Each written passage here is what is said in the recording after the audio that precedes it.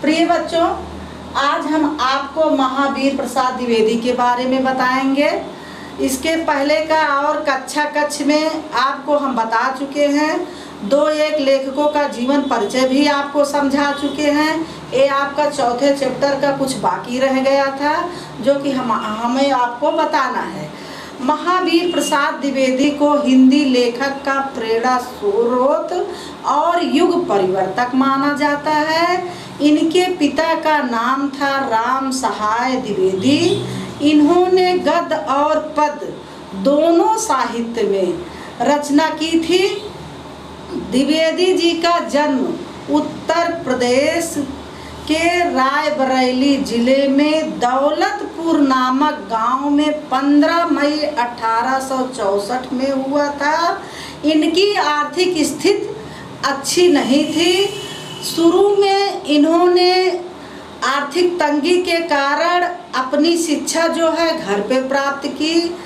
ये हिंदी, संस्कृत और फारसी, मराठी, बांग्ला में अच्छा इनको ज्ञान प्राप्त हुआ।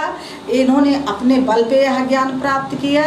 ये स्कूल इसलिए नहीं जाते थे कि इनकी आर्थिक स्थिति बहुत खराब थी।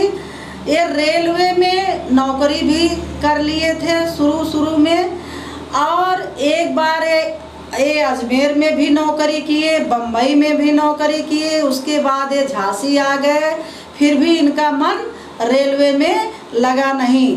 वे वहाँ से इस्तीफा देकर साहित्य साधना करने लगे। कहाँ से? झांसी से। इनका रेलवे के नौकरी में मन लगा नहीं। ये साहित्य साधना में जुट गए।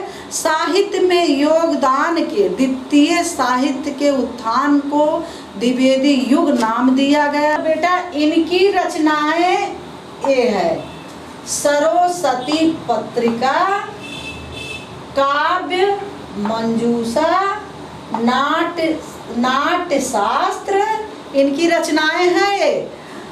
रसज्ञ रंजन, हिंदी नवरत्न, साहित्य सीकर, वाग्विलास, साहित्य संदर्भ, कालिदास और उनकी कविता, कालिदास की निरंकुशता आदि। वैसे इनकी रचनाएं बहुत हैं। इसके आगे हमने आदि लगा दिया है।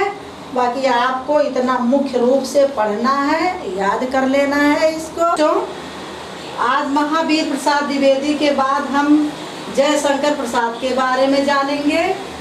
इनका नाम है जयशंकर प्रसाद साहू। जन्म 30 जनवरी 1889 में हुआ था और वाराणसी में हुआ था। मृत्यु इनका 15 नवंबर 1937 में हुआ था। इनकी पत्नी का नाम कमला देवी था। पालक इनके थे बाबू देवकी प्रसाद।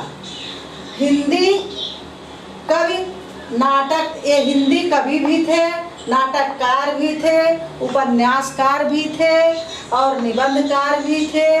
छायावादी युग के प्रमुख स्तंभों में थे। अब इनका हम जीवन परिचय देखते हैं। बहुमुखी प्रतिभा के धनी जयशंकर प्रसाद का जन्म सन 1889 में हुआ था। प्रसाद जी प्रारंभिक जीवन अभाव में गुजरा और उन्होंने अपनी शिक्षा दीक्षा घर पर ही प्राप्त की।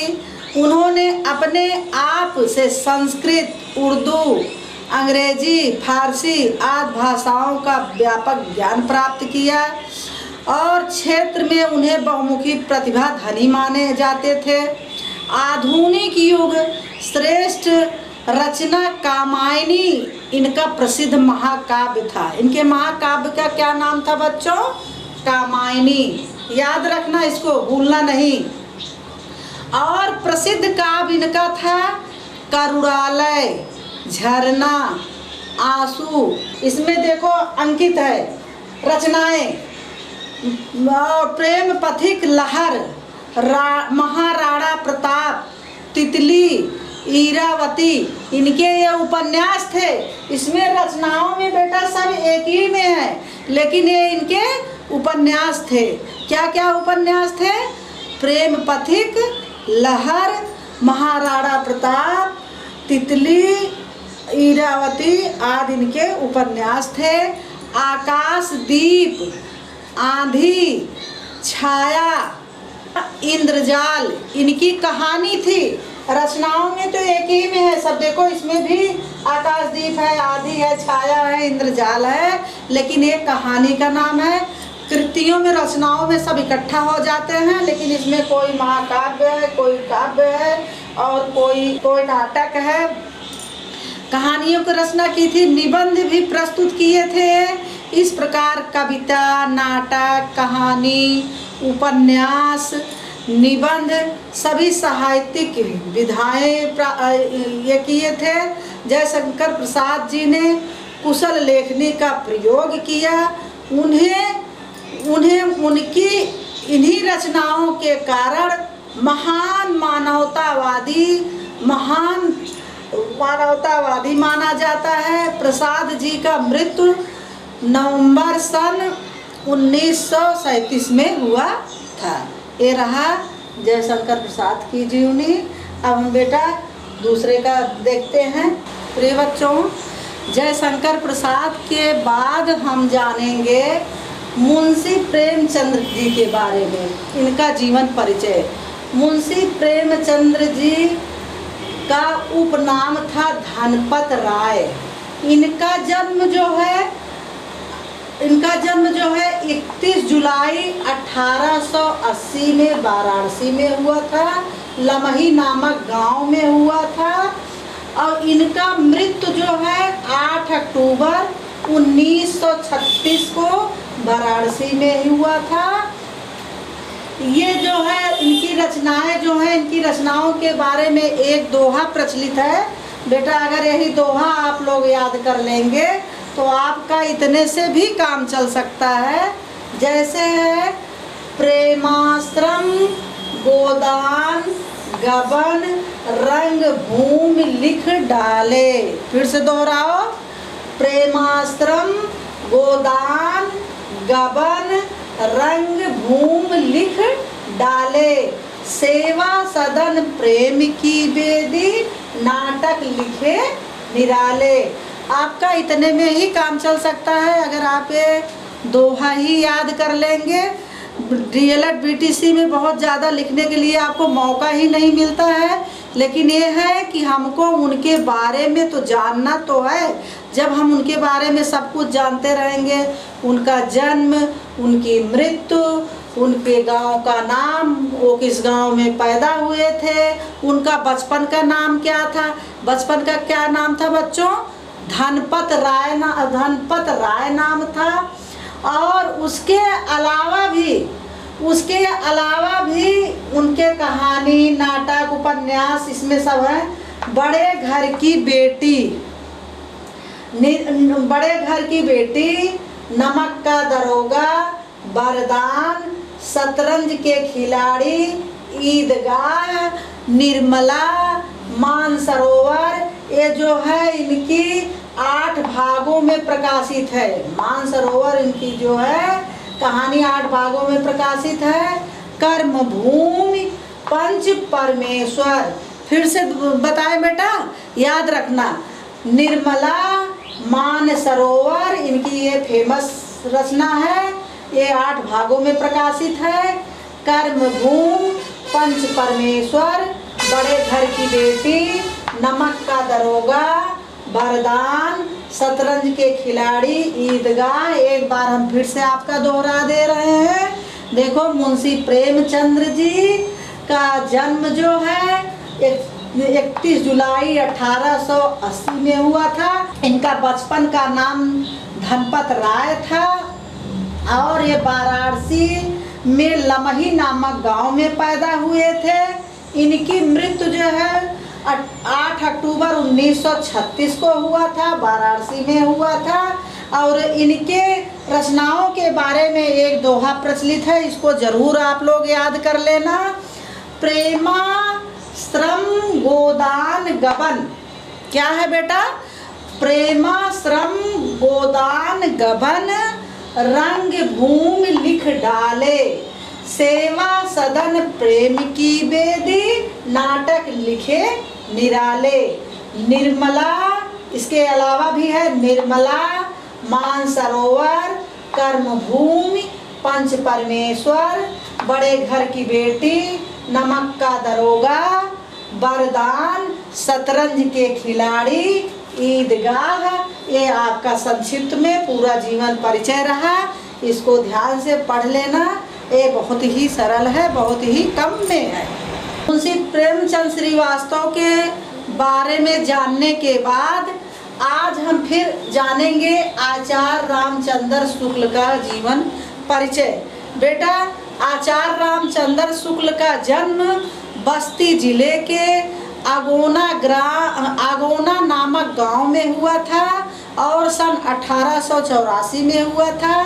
एक काशी हिंदू विश्वविद्यालय में हिंदी विभाग के अध्यक्ष थे।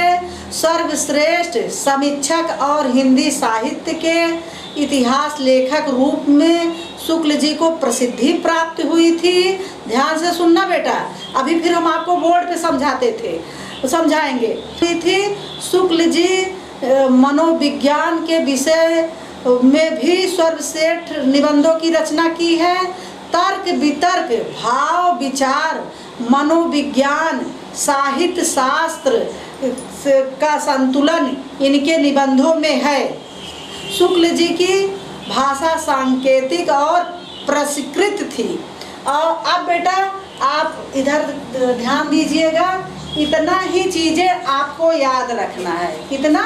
यही ब्लैक बोर्ड का जो हम बताए उतना भी याद रहेगा, तब भी काम चल जाएगा। कोई हिंदी विभाग के अध्यक्ष थे, वो मनोविज्ञान के भी जानकार थे, उनकी भाषा प्रस्कृत थी, उनकी भाषा सांकेतिक थी। ये सब नहीं भी आपको याद रहेगा तब भी चल जाएगा आपका, लेकिन इतनी चीज़ें आप याद रखना। इतने में उनका पूरा जीवन परिचय समाहित है। इनका जन्म जो है 4 अक्टूबर 1884 में बस्ती जिला में अगोना नामक गांव में हुआ था। मृत्यु इनकी 2 फरवरी 1941 में हुई थी। इनके पत्नी का नाम सावित्री देवी था। इनके पिता का नाम पंडित चंद्रबली शुक्ल था और इनकी रचनाएं हिंदी साहित्य का इतिहास, चिंतामणि, गोस्वामी तुलसीदास, मित्रता, अध्ययन, अभिव्यंजनावाद, रस मीमांसा। फिर से बेटा दोहरा दें, इतना ही आपको याद रखना है जितना चीज़ें हम बोर्ड पे लिखे हैं। बाकी जो हमने वक्तव्य में बता दिया कोई ज़रूरी नहीं है। जन्म इनका 4 अक्टूबर 1884, गांव का नाम अगोना है, जिले का नाम बस्ती है। इनकी मृत्यु भी 2 फरवरी 1941 में हुआ था। इनके पत्नी का नाम सावित्री देवी है और पिता का नाम पंडित चंद्रबली शुक्ल है। रचनाएं इनकी हिंदी साहित्य का इतिहास, चिंतामणि, गोस्वामी तुलसीदास, मित्रता, अध्ययन, अभिव्यंजनावाद, रस मीमांसा। बेटा याद रखना। अब हम आपको बताएंगे सुमित्रा नंदन पंत का। प्रिय बच्चों, आज हम आपको बताएंगे सुमित्रा नंदन पंत के बारे में। सुमित्रा नंदन पंत जो है प्रकृति के सुकुमार कवि थे। ये हो सकता है आप लोगों को मालूम भी हो, और डीएलएड सेकेंड सेमेस्टर में ये आपके आया भी था, पूछा भी था, लेकिन बच्चे सही जवाब नहीं दे पाए थे। तो ये प्रकृति के सुकुमार कवि भी है, इसको ध्यान रखना। और इनका बचपन का नाम गुसाई दत्त पंत था। और ये पैदा हुए थे अल्मोड़ा में, कौसानी नामक ग्राम में।